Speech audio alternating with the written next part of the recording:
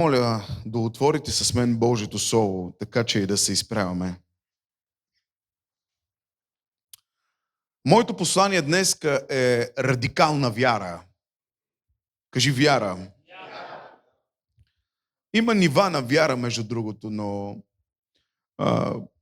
много хора не разбират, че често пъти не трябва да се съгласяваме с обстоятелствата и нещата, които са около нас.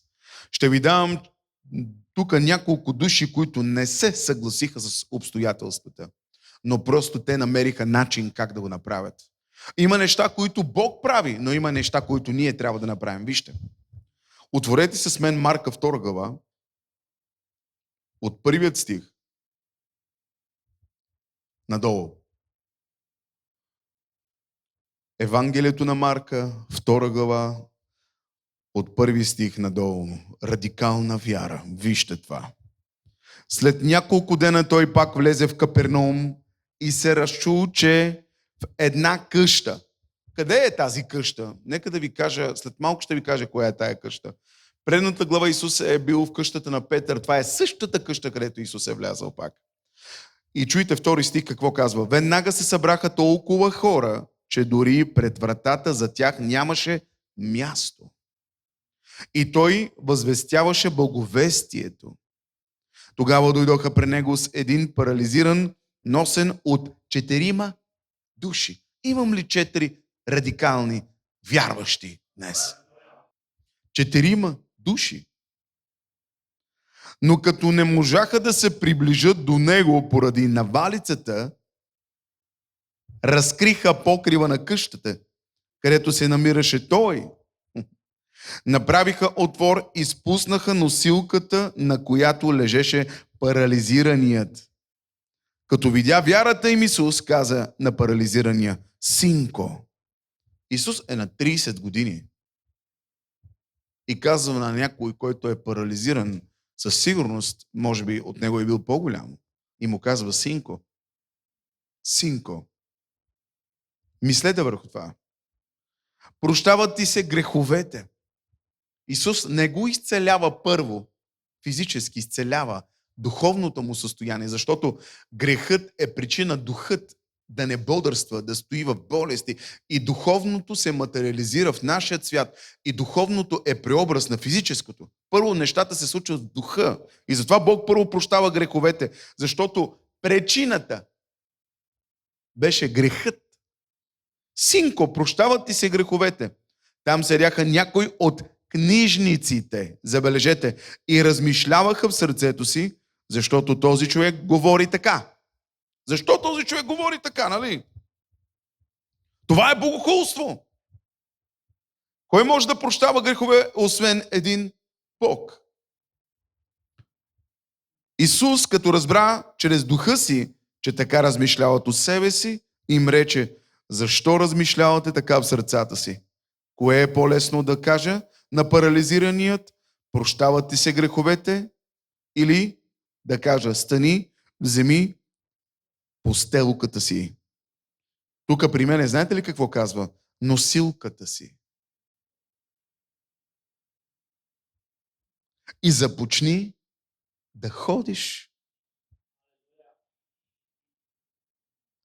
Но за да разберете, че Синът човешки има власт на земята да прощава грехове, рече на парализираният: казвам ти, стани, вземи носилката и се прибери у дома си. И той веднага стана, взе носилката си и излезе пред всички, така че всички се чудиха и прославяха Бога, като казваха: никога не сме видяли нещо такова. Татко, благодарим ти. Знам, че има парализирани. Някои, които са парализирани в духа и се нуждаят от раздвижване. Други болни в нещо, някъде, нещо е куцало, нещо е трябвало да се случи в живота им, за да се активира нещо в тях. Моля те, всяко отражение на ада да бъде елиминирано от живота им. Моля те, елиминирай неща, които идват от ада, защото нещо се спуска от небето върху мен. И това е твоето присъствие, татко. Благодаря ти, че ти си тук. Цялата слава и за тебе. В името на Исус, бутни на човекът, който до тебе му кажи: седни и слушай Божието Слово. Халелуя. Халелуя.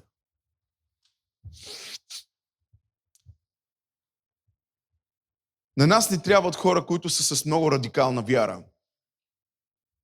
Хора, които не се съгласяват с обстоятелствата и нещата, които се случват около нас. Защото ние често пъти се съгласяваме с всичко. Понякога се съгласяваме с болестите, съгласяваме се с състоянието, в което се намираме, съгласяваме се абсолютно с всичко. И ние мислим, че това е Божият план за нас да останем в болести. Не, има хора, които разбират Божията благодат и казват, Бог не иска да остана болен. Бог не иска да остана в това състояние. Той иска да разбереш днес, че трябва да вземеш решение, за да се раздвижиш. Знаеш ли, че около тебе може да има хора, които всъщност могат да бъдат твои приятели, но никога да не те носят там, където трябва. Има хора, които могат да те закарат на църква, но никога да не получиш изцелението си. Защото тук виждаме, че има приятели, които взимат решение като цяло. Взимат решение, за да помагат на своя приятел. Имаме приятели в Марка 2 глава, които взимат своя приятел и го закарат при Исус, но имаме приятели в Деяния на апостоли 3 глава, които никога не го карат до Бога, но винаги го карат до църквата. Направете разлика между тези двама групи или двама вида приятели. Има хора около нас, които всъщност могат да толерират, да ви помогнат само до това да просите. Има хора, които само могат да ви помогнат да спечелите някаква лепта. Има хора, които могат да ви закарат до там само да печелите нещо. Разбирате ли? Да захранвате плътта си, но никога да не бъдете изцелени. Но има хора, които разбират, че Бог може да ви изцелява, че Бог може да ви съживи, че Бог може да ви даде нов живот. Искам да ви кажа, че днеска трябва да отпуснете приятелите от Деяния на апостоли 3 глава. Трябва да отпуснете приятели от живота си, да се разделите с хора, които само могат всъщност да ви влияят до там, да ви дават нещо, някаква помощ, но до там. Има хора, които могат да ви донесат изцеление. Има хора, които могат да се молят, да се застъпват за вас. На нас не трябват радикалисти, които намират начини. Имало е моменти в живота ми, когато е трябвало да плащам някаква зала, първата зала, която имахме. Но сещате ли се какво се случи? Хората, които са от първоначално с нас. Знаете как преминахме? Ние търсихме някакви варианти. Дойде вечерта, човекът при мен и ми казва, трябва да излезеш от залата. Мога да ти върна всички пари. И тогава аз се помолих към Господа и казах, не, аз вярвам, застанах на колене на едно място долу и казах, Боже, знам, че ти можеш, ти имаш парите, ти можеш да ми снабдиш всичко, ти си снабдител, ти може да ме изкараш от тази ситуация. Втория ден аз трябваше да пътувам за София. Знаете ли какво се случи? Бог снабди моята нужда. Защото Бог е този, който е чувал молитвата ми. Аз настоявах, не се отказвах. Ние често пъти, когато слушаме лоши вести за живота си, отказваме се, казваме до тук. Но Бог казва, аз съм този, който се боря за тебе. Аз съм този, който познавам твоята идентичност. Знам от какво имаш нужда и знам какво трябва да ти дам в правилният сезон. Обаче ти трябва да ми се довериш. Трябва да ми се довериш. Бог казва, трябва да ми се довериш. Има момент, когато ние не се доверяваме на Бога и оставаме там на същото място, парализирано място, оставаме там до красивите врати, красиво служение, красива зала, красиво хваление, но няма изцеление. Има много красиви църкви, където всъщност могат да ви предоставят светлини, красота, но не могат да ви предоставят Бог, не могат да ви предоставят помазанието. И аз съм тук да ви кажа, че има хора, които могат да живеят в пещери. Илия е живеел в пещера, но е имал помазанието и присъствието на Бога. Предпочитам да се движа с хора, които живеят в пещери, отколкото с хора, които имат лукс, но нямат присъствие, нямат мисия, не са извикани от Бога. Много е важно с кого се движиш днес, защото често пъти ние се движим с неправилните хора. Наскоро се молих и казах на Бог, Господи, благодаря ти, че ти си дал правилните хора в живота ми. Знаете ли какво се случва, когато допускате неправилни хора в живота ви? Има последствия. Има хора, които всъщност може и да са от Бога, но да не сте родени да работите заедно.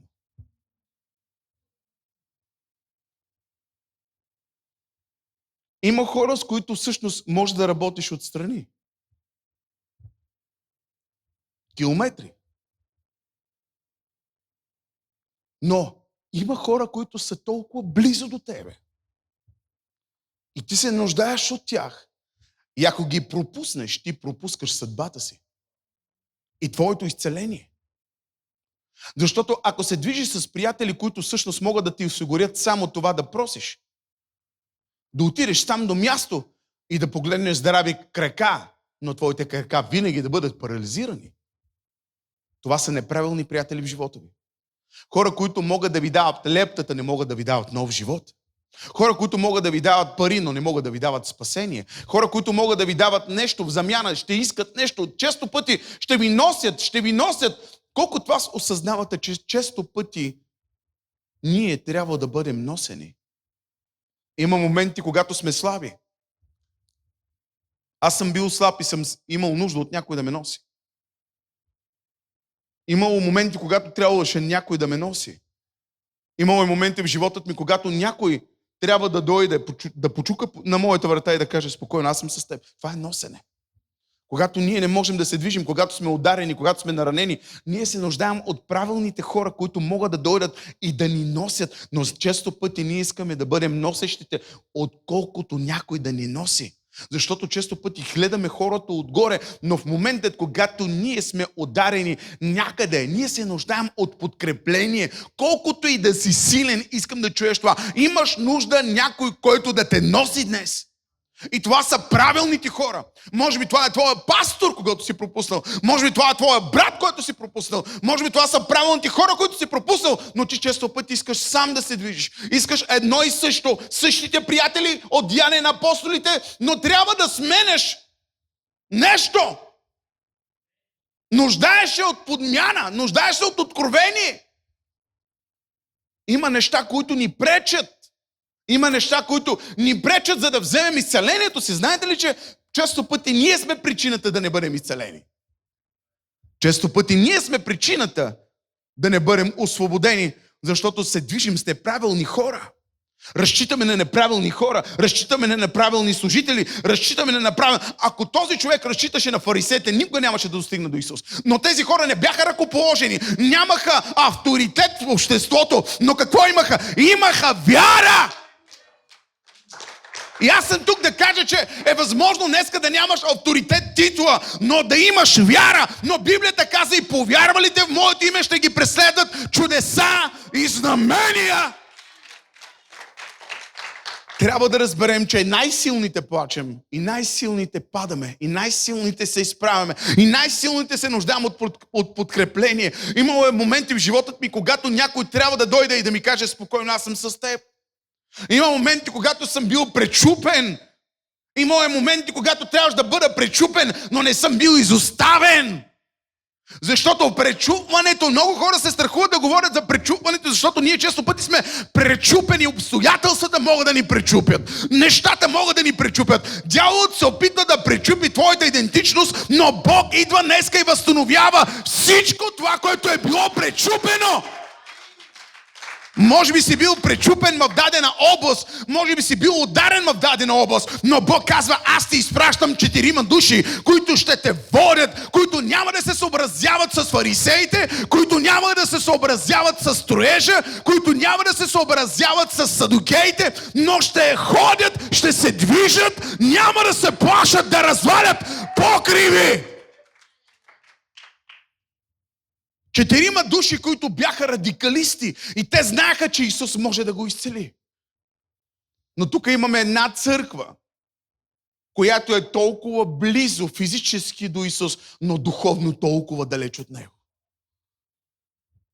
Колко хора физически са допуснал до мен, но духовно са били далеч, защото те са били с амбиция до мен. Амбицията може да те приближи до някой само с цел, за да постигне целта си някой да изчезне от живота ти. Но хората с мисия остават верни.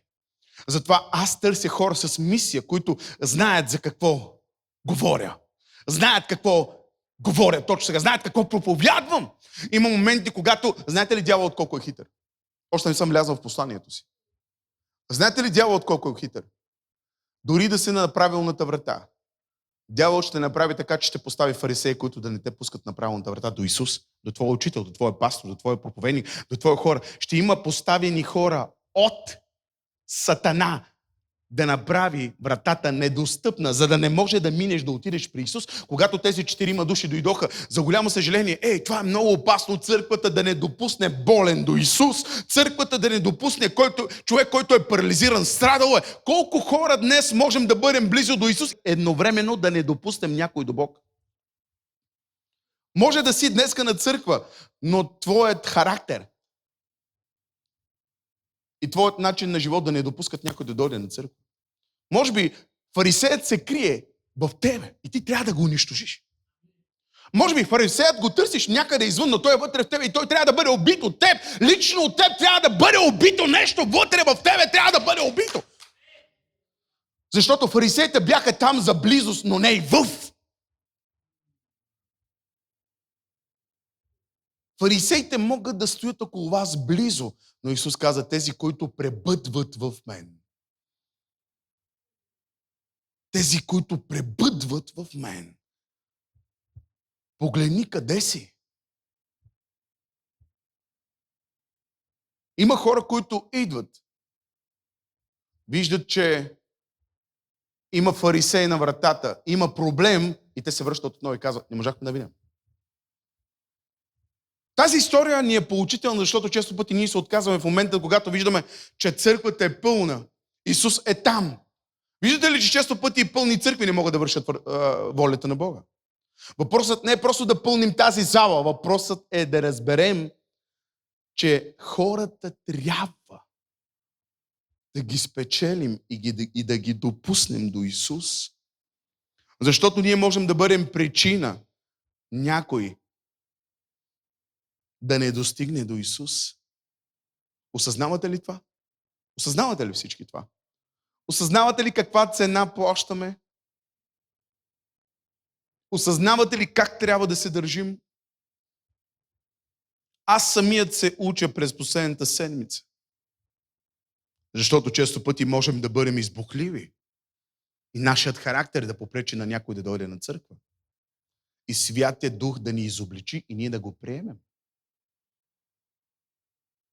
И искам да знаете важно нещо днес, че Бог иска да променяш характера си.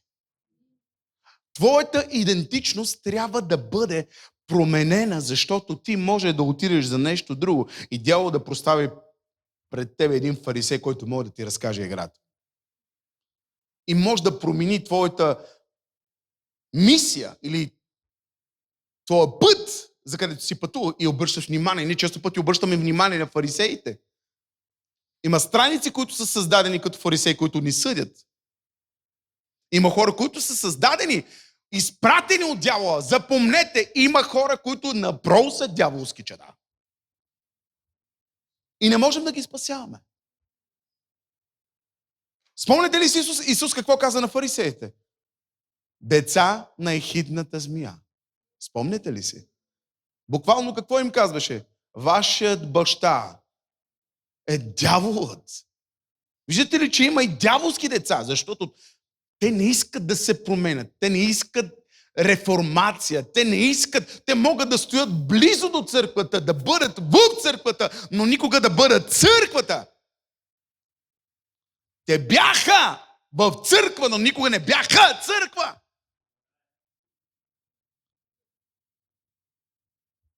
Исус говореше, проповядваше, но те го следяха къде ще се греши. Фарисеите търсят грешките от други го, но никога не променят себе си. Но истинските Божии хора първо търсят грешките в себе си и променят себе си. И самата промяна влияе на обществото или на семейството им. Понякога имало моменти, когато не правя нищо, обаче аз влияя с моето присъствие в дома ми. Влияя с моите молитви в дома ми. Аз не се бия, защото знам, че моята борба не е срещу плът и кръв, но моята борба е в духовни места. И аз знам, че имам Бог, който е дух.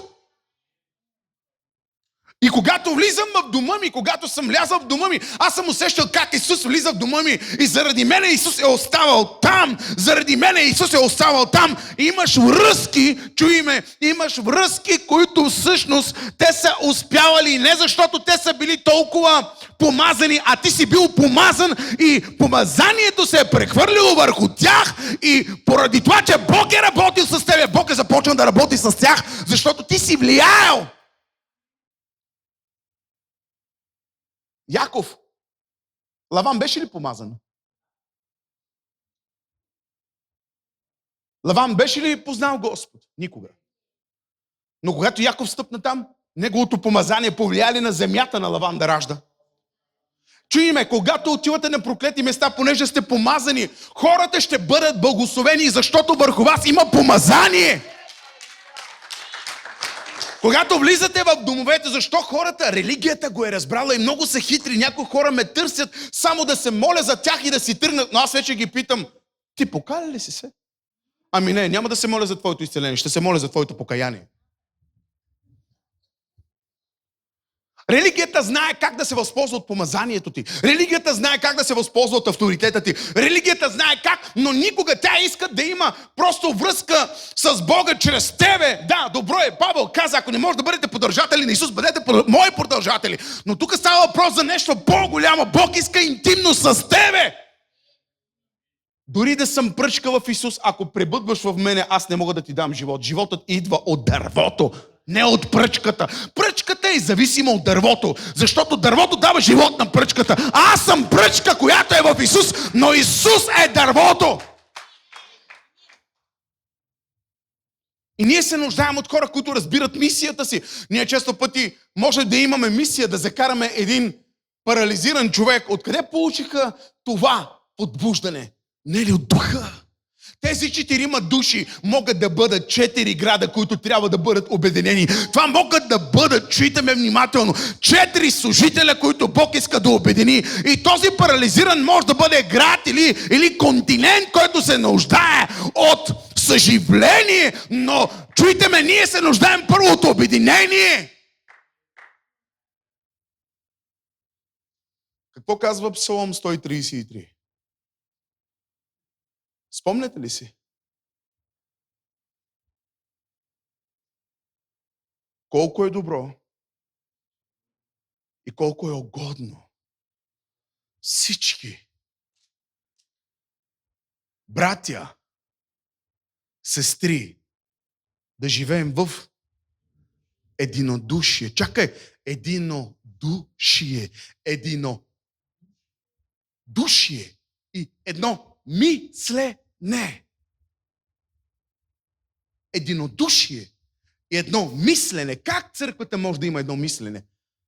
Бог дава откровение на духовният баща дава откровение на църквата. И ако църквата не следва видението и откровението на бащата, автоматично ти в Божите очи си бунтовник. Не ми говори за единство, не ми говори за това, че проповядва, че правиш неща, че си дава. Ако ти си бунтар в това и не се покоряваш на видението, което Бог е дал на мен, ще жалявам.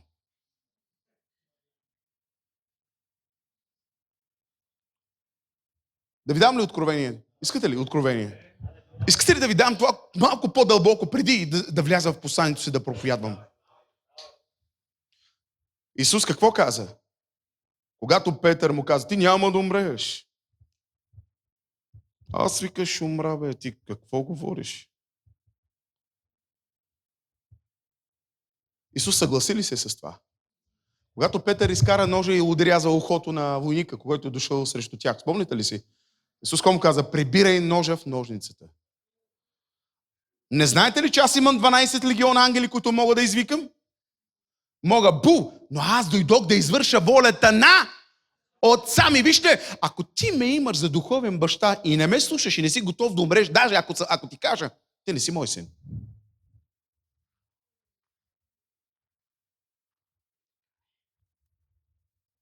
Чухте ли какво казах? Исус ни показва какво е бащинство и синовство. Синът трябва да бъде готов дори да отиде на кръст, само и само да извърши какво? Волята на баща си. Бащите прославят синовете. Чувате ли? Както бащата издигаше сина, така и синът издига бащата. Синът дойде да прослави баща си.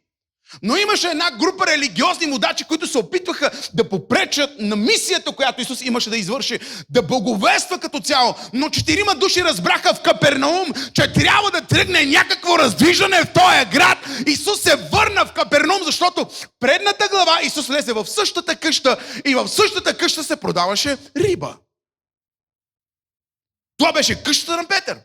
Исус влезе в тази къща и изцели неговата тъща. Исус отиде и каза: не, аз не съм доволен.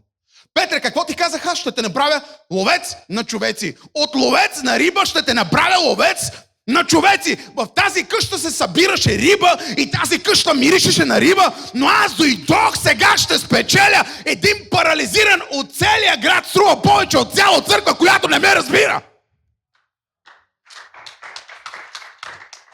Защото цялата църква не ме разбира какво проповядвам. Цялата църква е дошла. Някои са дошли, чак пътували са от Ерусалим да ме съдят. Някои са дошли от другите градове. Но има един парализиран днес, който ме разбра. Всички говориме за 4 души, не разбираме, че числото е 5, не е 4. За да може благодатта да бъде активна в нашия град, трябва да възстановиме парализирания. Защото често пъти говорим за 4, но те бяха 5. Те бяха 5 приятели, но единият приятел куца. Когато виждаш, че някой в църквата куца, трябва да го носиш. Но той не ми харесва. Аз не го искам.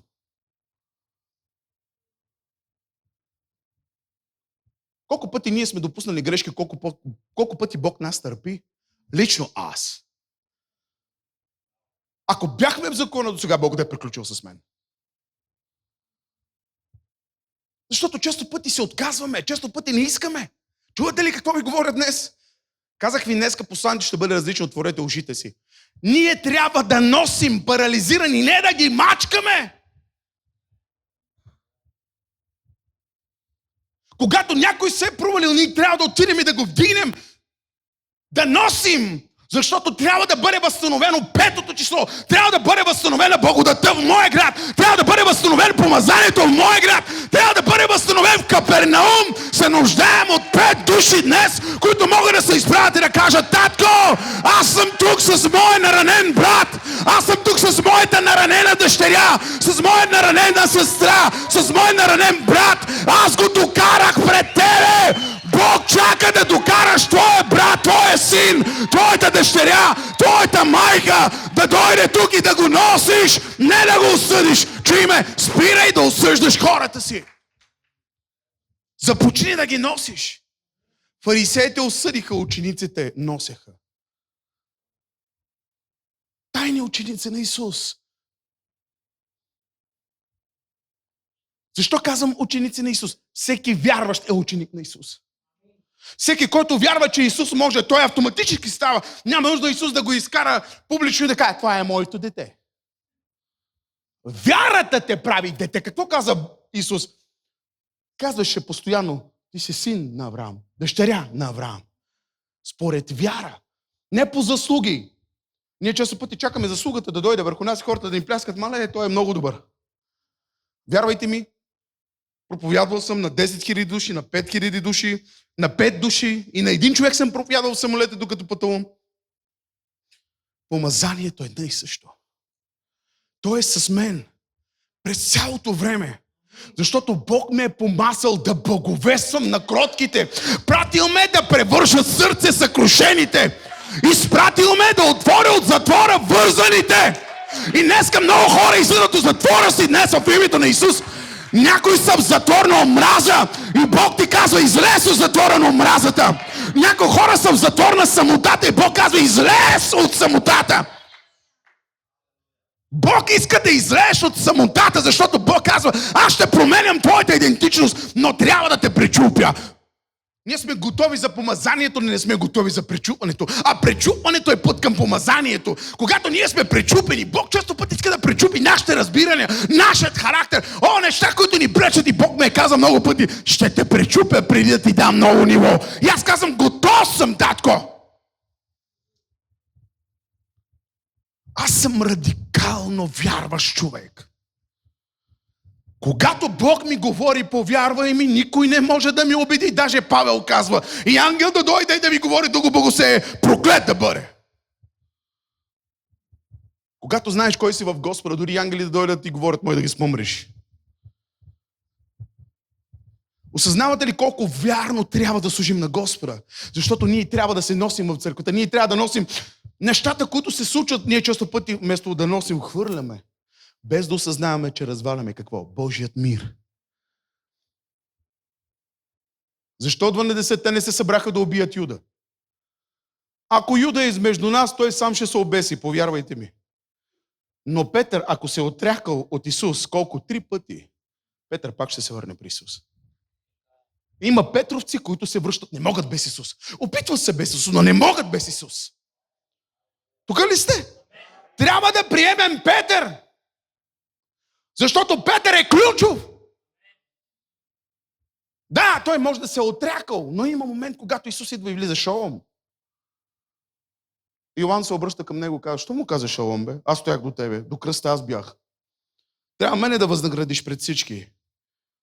Жените, които бяхме: Йоан, аз стоях до тебе до кръста, всичките остаяха. Йоан замукна, защото той знаеше, че любовта на Бога е по-голяма от грешките ни.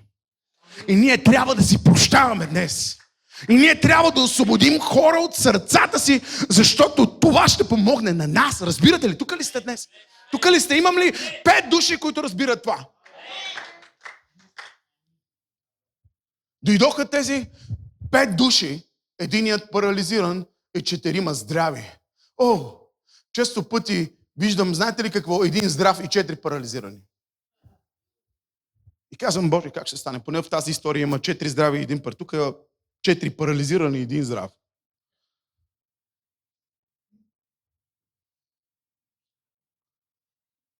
Тук е по-добре. При нас понякога нещата са по-сложни. Понякога цяла църква е парализирана. Понякога цели градове са парализирани, които се нуждаят от освобождение, от раздвижване. Но тук виждаме 4 души, които знаят да носят. Които знаят. Но забележете, че щом Петър разпозна Исус като Господ, той му даде какво? Дома си. Той не се страхуваше от това, че мебелите могат да фръкнат и през прозореца. Че къщата му може да бъде съборена, че може да бъде развалена. Петър даде имота си, Исус го е използвал и искаше да му покаже, че този дом няма вече да складира риба, но ще събере стадо хора за Господа. Че в този дом повече няма да влезе риба, ще влизат хора. Исус дойде да научи Петър как да лови. Първият път го научи в лодката как да лови риба, но втория път се върна в домът му, защото неговата истинска лодка беше неговия дом. Истинската лодка на Петър беше домът му, където трябваше да знае как да се движи. Трябваше да знае как да ходи. Трябваше да знае абсолютно да ходи с вяра. Исус влиза в дома му и проповядва. Идват 4 нови души. В България знам, че се раждат и се родиха вече 4 души, които Бог издига в България, които да възстановяват, които да изграждат. Хора, които няма да плямкат много. Забележете, те скараха ли се с църквата, с аудиторията? Какво направиха? Те не търсиха причина да се карат, търсиха причина как да разрешават проблема. Ние се нуждаем от хора, които не просто могат да се карат, но от хора, които могат да разрешават проблеми. Имаме ли хора, които могат да сядаме и да разрешаваме проблема с диалог? Не с юмруци. Ако ме питате с юмруци, няма да може да ме съборите. Проблемът не се разрешава така. И там съм силен. Чуйте ме внимателно, говоря съвсем сериозно. Тук става въпрос за духовно израстване, за зрялост. Исус какво направи? Влезе в църквата и изгони. Взе къмши, какво направи? Ми изгони. Значи Исус не е бил някаква шматка. Тук ли сте? Тук не става въпрос да разрешим конфликта, защото те искаха Исус конфликтът да бъде разрешен как? Физически бой. А той дойде да се бори. Какво казва Павел? Вашата борба не е срещу плът и кръв, а срещу началства, невидими духове, които трябва да бъдат съборени в нашата нация, в нашия град. Ама не чрез биене, чрез молитва. Тези момчета не използваха и умруци. Аз се дърпа оттам, бе. Ще спреш човека, не гледаш ли болен, нали? Те видяха ситуацията, отръгнаха. Искам да чуеш, когато виждаш, че някой е затворил врата пред тебе, Бог ще отвори небето за тебе. Ако някой се опитва да затваря врати пред вас, Бог отваря небето над вас. Спомняте ли си за стиха, мисля, че беше в Матея 23 глава, където казва: фарисеи, вие, които затваряте небесното царство пред човеците и пречите на влизащите да влязат, защото вие все още не сте влезли. Това слово се изпълнява там. Защото Исус го е преживял, видял, че фарисеите не допускат. Има ли хора около нас или около тебе, които са се движили с този фарисейски дух и не позволяват някой да дойде до теб, да се приближава до теб? Фарисейски дух, които задръстват вратата за спасението, които се опитват да затварят изхода. Но нека ви кажа, има хора, които не се отказват, когато някой затваря вратата пред тях. Има моменти, когато врагът може да затвори вратата пред тебе, но Бог ти дава откровение. Тези 4 души имаха откровение. Хората, които се движат с откровение, те се движат с вяра. И те видяха, че вратата е там и те използваха покрива. Влизат по нестандартния начин. На нас не трябват хора, които често пъти влизат в Божието присъствие по нестандартен начин. Някои могат да влизат с викане. Това за някои религиозни хора е нестандартен начин. Защото религиозните хора търсят стандарта, но Бог търси често пъти нестандартни начини, за да те благославя, за да те направи чудо. Чуй ме! Бог те използва по нестандартен начин, за да дразни демоните на фарисеите. По нестандартен начин те използва Бог. Защото ти не отговаряш на техния стандарт. Това не означава, че ти не си от Бога. Това, че ти не си според техният стандарт, не означава, че ти не трябва да правиш това за Бога. Но аз съм тук да ти кажа, просто не бъди според стандарта на тези, които искаш. Знаете ли какво означава да бъдеш според стандарта на някой? Да бъдеш под него. Но когато Бог те движи, ти се движиш нестандартно, защото религията търси стандартни, Бог търси нестандартни.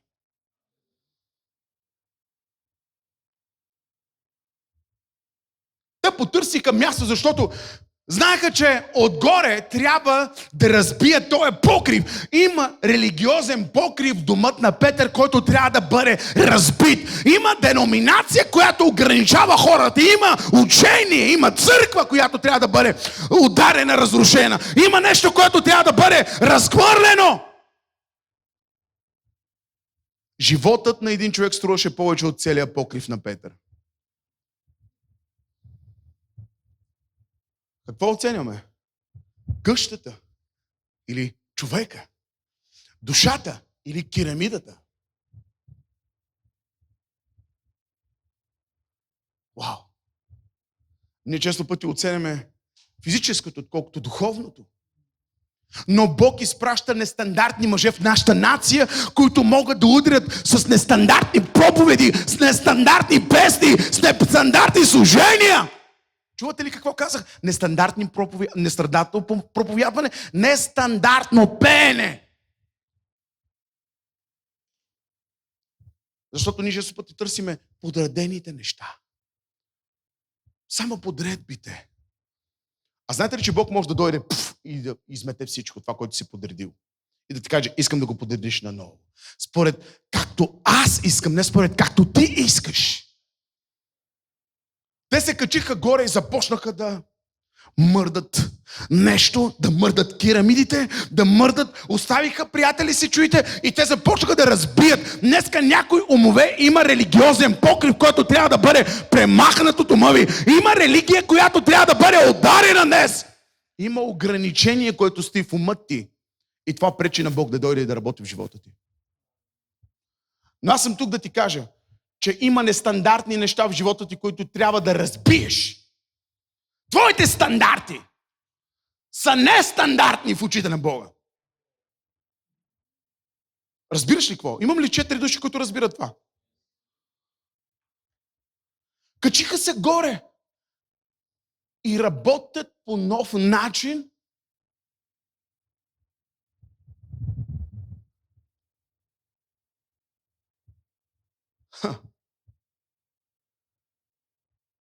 Аз съм го преживял това. Но ние се нуждаем от екип. Екип не който държи на своите стандарти, на своите правила, но се придържа върху мисията. Защото мисията, нашата мисия е царството. Царството Божие. Не моята амбиция, не твоята амбиция, не твоето разбиране, не моето разбиране. Царството. Неговата воля. Трябва да търсим Неговата воля, каква е в живота ни. Трябва да разбием стандартни покриви, за да направим нестандартни покриви. Стандартно мислене, религиозно мислене трябва да бъде разбито. Разбиха покрива, отвориха покрива. Има хора, които могат да отварят небето над нас. А ние да мислим, че са бунтовници. Има хора, които се опитват да спасяват града, ние можем да ги мислим за бунтовници. Има хора, които работят за Господа и понеже не работят стандартно, работят нестандартно, не влизат през вратата, влизат през покрива. Аз имам капандура по принцип на моя покрив. Моя се влезе. Викам, дали направиха капандура на Петър? Осъзнавате ли, че идва нестандартно нещо към вас и към живота ви? Нещо, което сте очаквали да влезе през вратата, но идва от небето? Знаете ли какво означава това? Защото ние сме очаквали спасението да дойде през някой, но той идва от Бога. Чуйте, връзката е била хоризонтална, но тази връзка стана вертикална. Ти търсиш хоризонтално изцеление, Бог ти дава вертикално възстановяване. Защото вертикалното възстановяване е пътят към хоризонталното ти изцеление. А какво означава хоризонтално? Спим и си лягаме. Когато спиме, в какво положение сме? В хоризонтално. Когато сме на вертикално ниво, когато се справяме. Този човек е стоял повече хоризонтално, отколкото вертикално. И ние се нуждаем от християни, които спят само върху спалната и върху дивана и които само си четат Библиите, но дойде времето, когато това, което си чел, не да го плиеш. Дойде времето, това, което си чел, да го живееш. Да го живееш. Да живееш това, което си чел. Да излееш от твоите религиозни разбирания, да бутнеш тая врата и да кажеш, аз от тук нататък няма да се движа по този начин, аз се движа по един нов начин. Искам нов сезон, искам нови неща, искам нов апгрейд, искам по нов начин да ме водиш, Господи. Но сърдината ще те държи вкъщи, ще те затвори, ще те заключи, ще убие съдбата ти. Твоята сърдина, твоите стандарти, твоите изисквания в църквата, Бог вече е поставил хора, които всъщност ти не можеш да примахнеш. Ще жалявам. Никой не може да премахне Петър и да сложи някой друг на неговото място. Само Юда можеше да се премахне. Знаете ли това? Знаете ли това? Само Юда може да се премахне на неговото място да дойде Павел.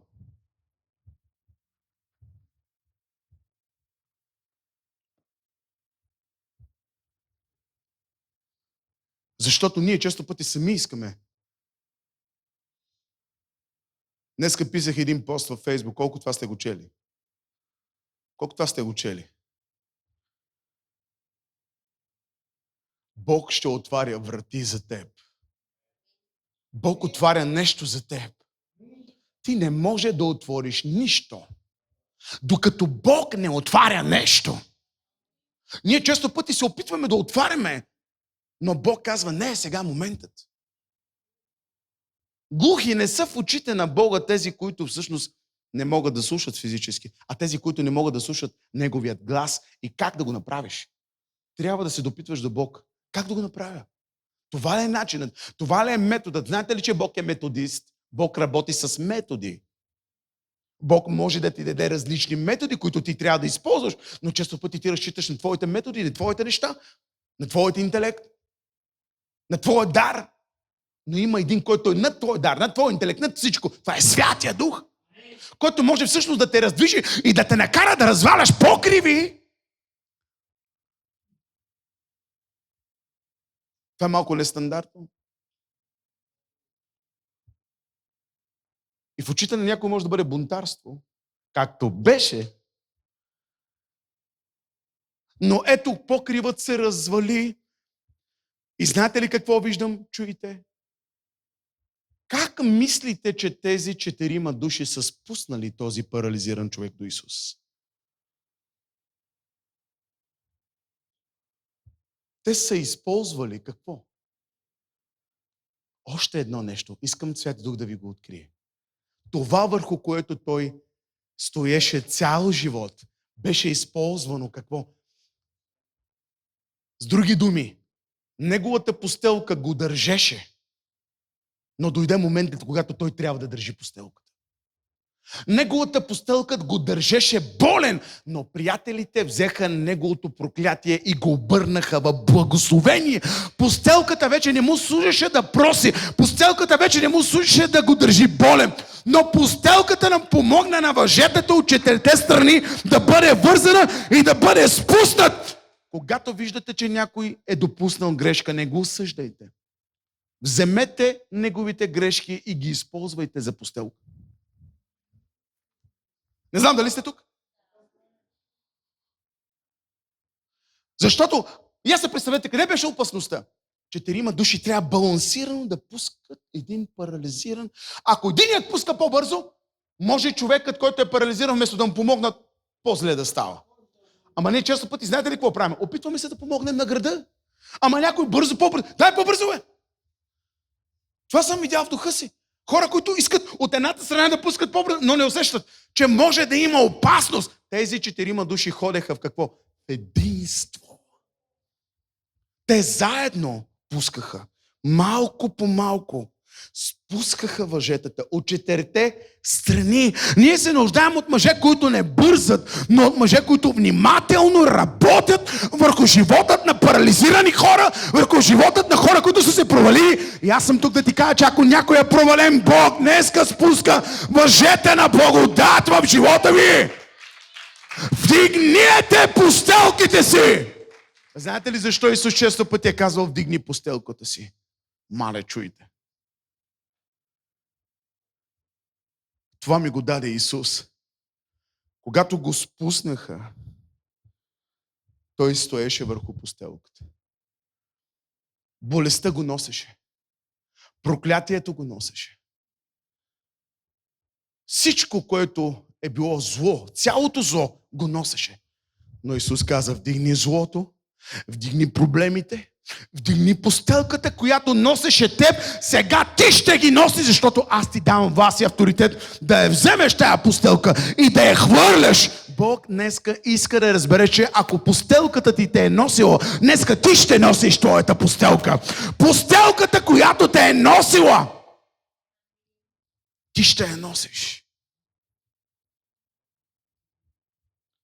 Бог иска да промени нещо в живота ти. Готов ли си? Готов ли си след такава проповед да вземеш правилно решение? Готов ли си не само да кажеш често пъти на солото, да, много хубаво беше, но готов ли си към промяна, да тръгнеш към промяна? Да кажеш, да, от днес нататък аз спирам да правя това. Аз искам по нов начин да служа на Господа. Аз съм от този човек, който мога да нося някой, който се е провалил. Мога да нося някой, който е бил ударен. О, тежко е. Ако един го правеше е тежко, но когато го правят 4, не е тежко. А ние сме тук повече от 4. Ние можем да се носим един на друг. Ние можем да отидем и да се молим. Чуйте ме. 133 псалом какво казва? Колко е добро и колко е угодно. Братя, скоро съм го проповядвал, това искам да чуете това. Единството какво прави? Колко добро и колко угодно, както Аароновата брада. Като това масло, което се стичаше от главата му, потичайки към, забелязвате ли глава, брада? Какво е брада? Зрялост. Мъже, които са зрели. Това е зрялост. Там слиза помазанието, където има зрялост. Помазанието слиза, каза, където има зрялост. Достига там, където има зрялост. Когато ви има обединена кауза, когато каузата е Христос, ние няма да виждаме нашите пречки, нашите неща, ние ще ходим, ще кажем, аз няма да го направя. Заради моите амбиции няма да убия Божия план за града ми. Или за дома ми. Или за континента ми. От един дом тръгна спасение към 7 континента. Виждате ли? Че първо се събираха в един дом. Рибарски дом, който стана човешки дом. Защо казвам човешки? Защото се ловяха човеци. Колко от вас осъзнавате днес? Чуйте. Помазанието се стичаше върху брадата му и къде? Минавайки от тук, от цялото тяло. Я ми кажете, маслото къде достигаше? На земята, долу. Най-много масло къде оставаше? На земята долу. Хората, които стоят на земята долу, взимат най-много помазание днес. Трябва да се научите да знаете къде е помазанието. Помазанието е долу. Не може да вземеш помазанието от брадата ми. Ето защо учениците трябва да растат в коленете на учениците, на учителите си. Защото там има помазание. Помазанието може да го вземеш от нозете. Ето защо онази жена щупи алабастрения стът върху Исус, но се върна отново към помазанието, което е разчупило. Помазанието не е стояло цялото върху главата, стояло е долу. Разбрахте ли сега?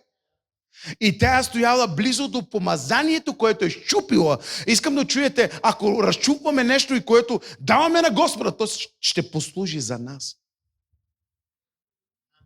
Помазанието, което е разчупила тая жена, е служила за самата нея. Защото в нозете на Исус има помазание. В нозете на Исус има изцеление. В нозете на Исус има благословение. Алелуя! Имам ли 5 човека днес, които могат да му дават слава?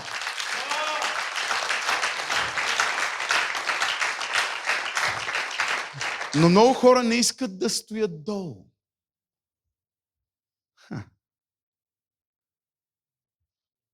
Има и друго. Искате ли да ви го кажа? Исках да го пропусна, но искам да ви го кажа. Има учители, които нямат помазание долу. Вие какво правите там? Заради хатър? Боже мой! Тогава проблемът е във вас. Но когато виждате помазание долу, стойте там. Въпреки трудностите, стойте там заради помазанието. Вземете това помазание. Днеска тук има поток от помазание. Готови ли сте да го вземете днес?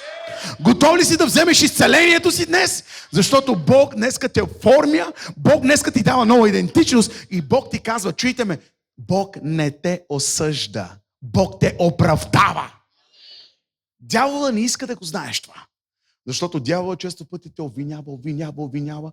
Обърни се към него и кажи: Бог ме оправда преди 2000 години. Аз не съм осъден. Аз съм от страната на победителя. Ти си от страната на победителя. Кажи го: аз съм от страната на победителя. Декларирай, кажи го: аз съм повече от победител. Халелуя! Исус се обърна към този човек и видя вярата. Чия вяра видя Исус? Вярата на 4 видя.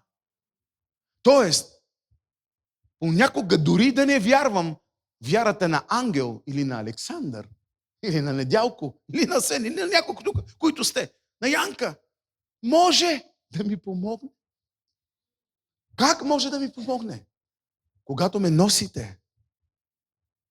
Когато се грижите за мен.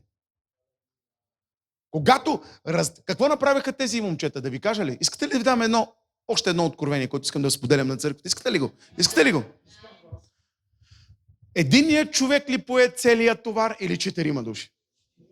Защо в църквата, когато има проблем, само един го взима? Не го делим на 4.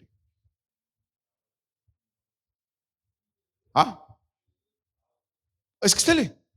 Ако сме тук 100-150 човека, понякога се събираме и 200 тук. Защо не разрешаваме проблемите си? Да взимаме тежината на църквата. Заедно. Какво казахме? Единство. Дойде времето от тук нататък, когато има нещо. Заедно. Заедно можем повече. Кажи го на човекът повече, до който е до теб. Заедно можем повече. Не, когато става въпрос за сеене, само 4 да сеят. Само един да сее. Заедно трябва да сеем. Знаете ли, често пъти Бог дава възможност на това да сееш в църквата, а ти се дърпаш. А Бог иска ти да сееш, за да може да женеш. Ти се молиш за апартамент, Бог ти даде почва да сееш. Ти не сееш, апартамента не идва и казваш: мале, какво става? Аз ти дадох почва да сееш, ти не си сял. Тук ли сте? Разбирате ли това, което говоря? Нали не говоря на друг език? Говоря български. Окей? Сигурно ме разбирате. Трябва да се включим заедно, когато има нещо. Разбирате ли? Заедно.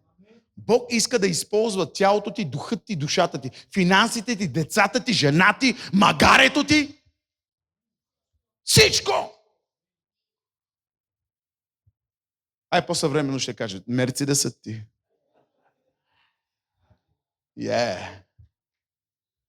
Бог иска да го използва. Не само го държиш в гаража и се движиш с него да пиеш кафе. Бог иска малко да натвариш няколко души да отидеш да благовестваш с този Мерцедес. Знаете ли, когато си купих първия Мерцедес, какво направих с моите синове? Спомняте ли си? Викам: ние този Мерцедес ще го използваме за разходки. Я да отидем да благовестваме с него. Излязахме на благовестие. И Ангел вика на Недялко: хвани ми, вика. Хвани ми, вика, якето е. Виж и какво става тук. И другия го гледа, горкия, той започна да благовества. Дръпнах се настрани, брат.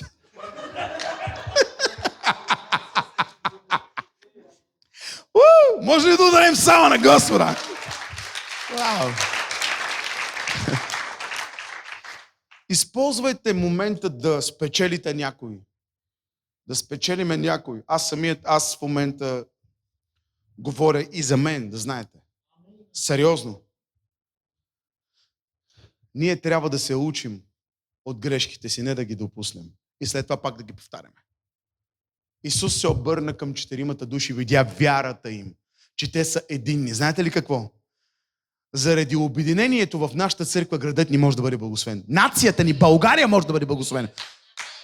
Знаете ли, Исус не иска да вижда големи църкви. Исус иска единни църкви.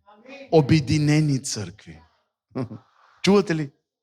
Защото истинската църква е обединената църква на Исус. Амин.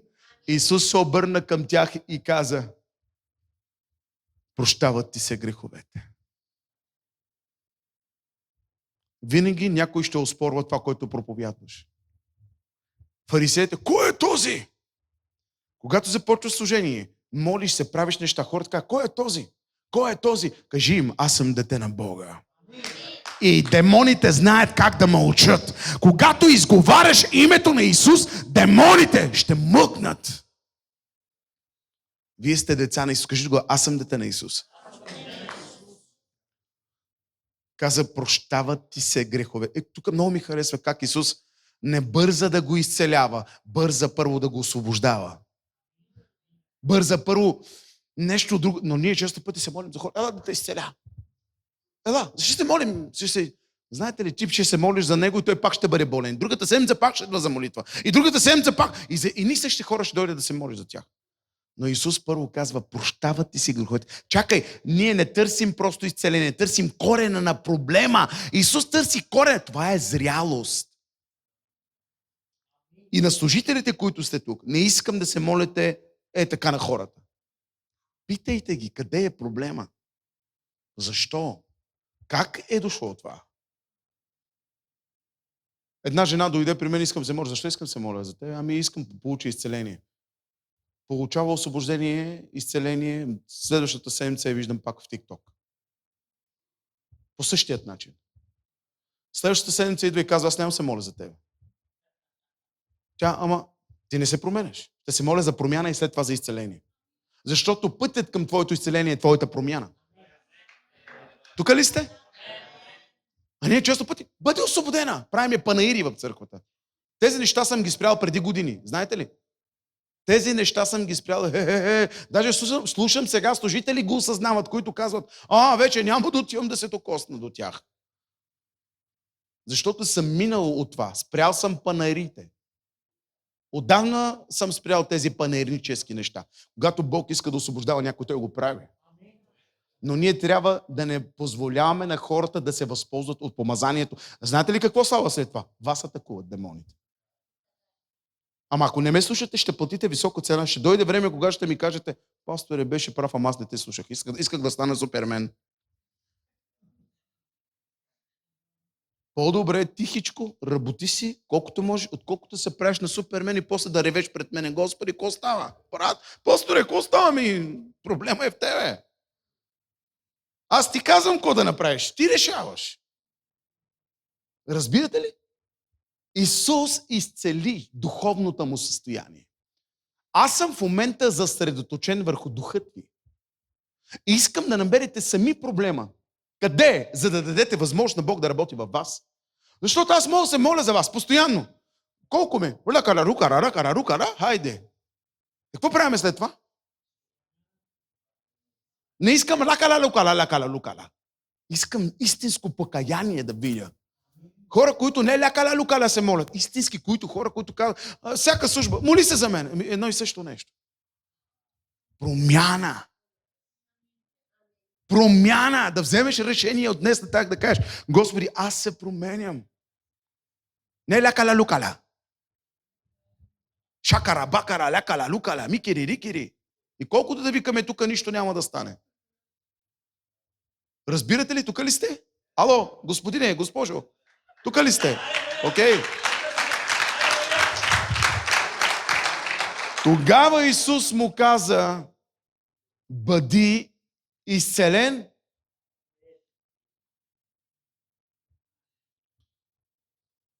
След като му каза, прощават ти се греховете. Какво означава това? Покаяние.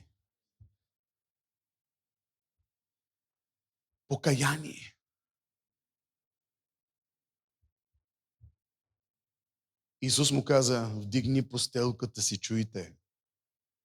Искате ли да ви го прочета? Вдигни постелката си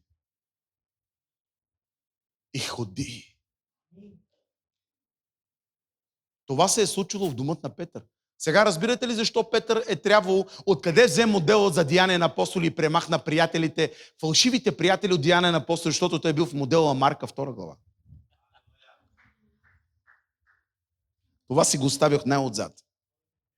Ако сте участвали в Марка 2 глава, започвате от Деяния на апостоли 3 глава, няма да ме разберете какво говоря. Аз искам да ви върна в Марка 2 глава, за да видите какво е истинското пред фалшивото. Ако не знаете какво е истинското, няма да може да различавате какво е фалшивото и ще се движите по фалшивият начин. Ще носите болните, без да ги оздравявате. Ще се молите за болните, без да ги оздравявате. Без нищо да се случи. Само ще се молите за. Ще падат, ще стават, нищо няма да се случи. Само ще падат и ще падат. На нас не ни трябва от хората просто да падат в църквата. На нас не трябва от хора, които могат да бъдат спуснати с въжета при Исус. Исус! Имам ли хора днес?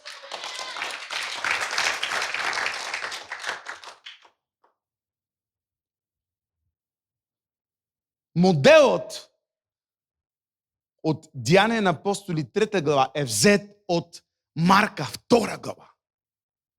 Защото Исус е показал модел, как е казал, дигни постелката си. Когато отиде Петър при паралитика от Деяния на апостоли 3 глава, какво му каза? Вдигни постелката си. И това бяха думите на Исус. Това не беше Петър, това беше Исус. Но понеже Петър е дом на Исус, Исус изговаря същото.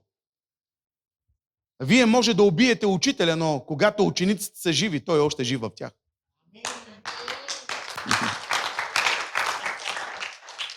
Не може да убиете учителя, докато учениците са живи.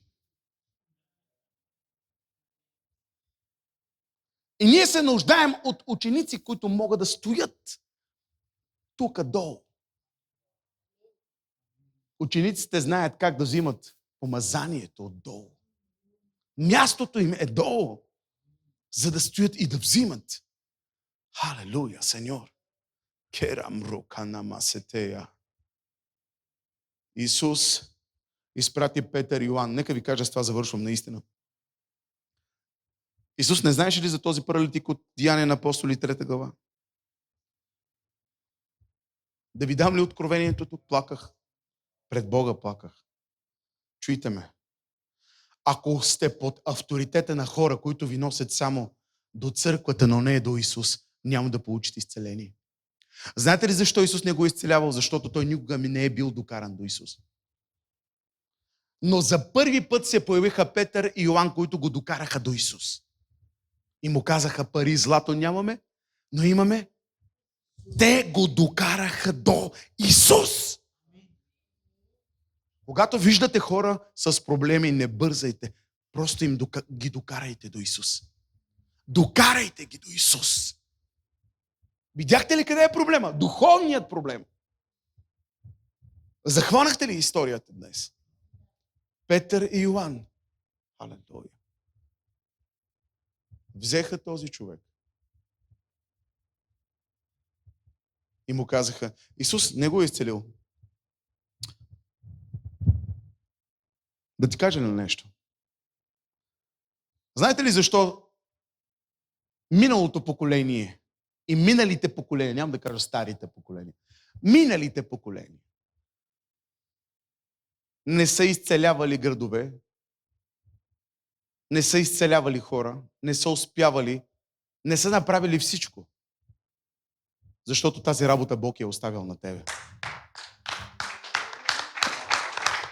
Просто Бог е искал да те ангажира в това време, за време като това, да има за какво се молиш. И аз си представете, че нищо, всичко е окей. Само в небето ще бъде всичко окей. Чувате ли какво ви казах? Само в рая е всичко окей. В църквата често пъти не е всичко окей. Разбирате ли го, бе, хора? Не знам дали го разбирате. Царството всичко е окей. Да, ние сме царството, но има неща, които се нуждаят от промяна, от рязане, от ушлайфване, от отстраняване, от съвършенстване, от работа.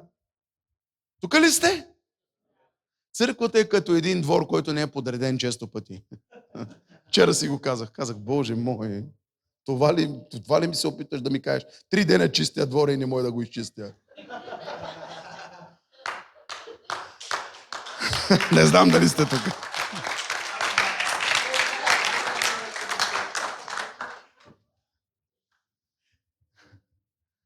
Има неща.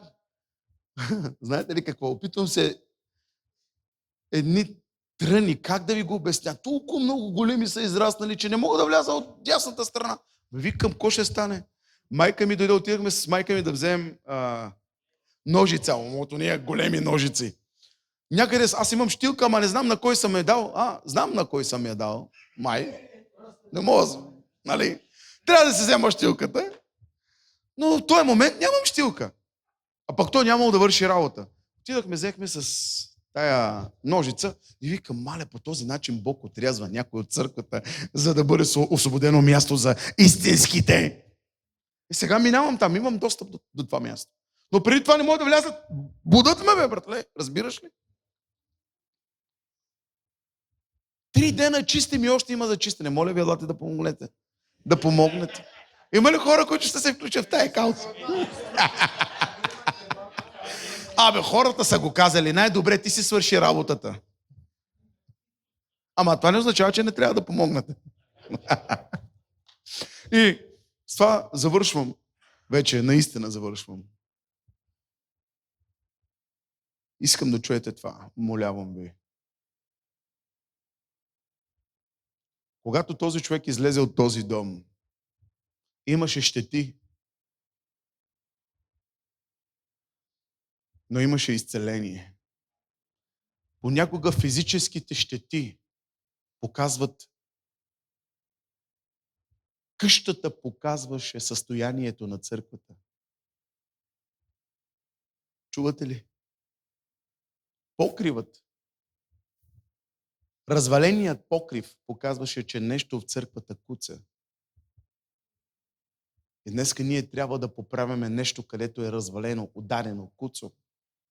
Да го оправяме днес в живота си. Да поправяме неща. Ние самите да поправяме себе си. Аз съм сигурен, че след това майстори са минали. Или тези 4 са го, както са го развалили, така са го оправили.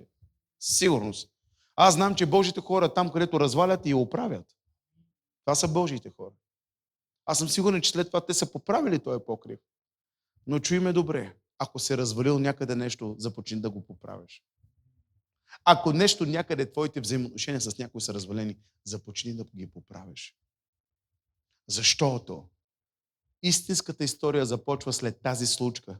Какво правиш след изцелението? Какво правиш след службата? Какво правиш след църквата сега, когато си тръгваш от тук?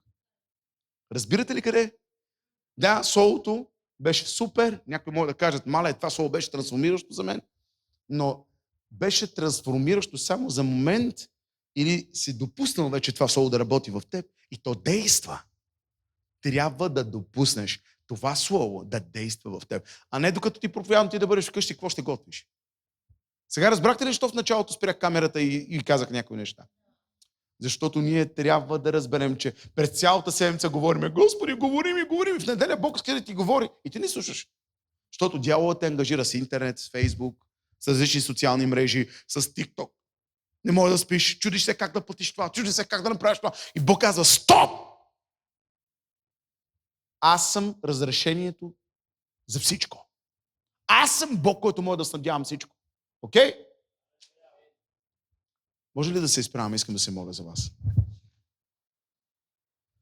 Кажете в името на Исус. Аз съм тук. Спуснат съм. Кажи, нещо идва от небето към мен. Нещо идва от небето, което трябва да бъде заздравено. Благодаря ти, Господи, кажи му. Цялата слава е за Тебе.